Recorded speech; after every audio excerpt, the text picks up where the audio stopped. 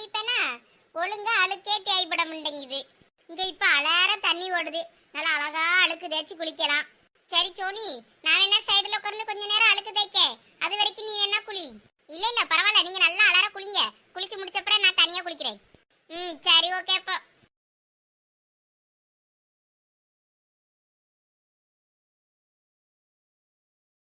Sony, இந்த பேரு shampoo பாட்டில்.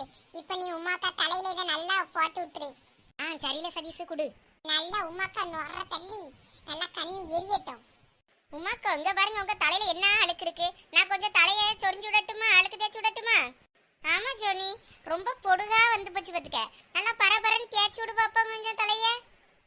உமாக்கா இப்ப எப்படி தேய்க்கிறேன்னு மட்டும் பாருங்க. கொஞ்சம் குனிஞ்சிக்கங்க, அப்பதான் எனக்கு ஈஸியா இருக்கும். நல்லா பரபரன்னு தேய் ஜோனி. தலையெல்லாம் ஒரே அரிப்பு பாத்துக்க. தலை ஃபுல்லா பொடுகா இருக்கும் போல இருக்கு. நுர வந்துருச்சு.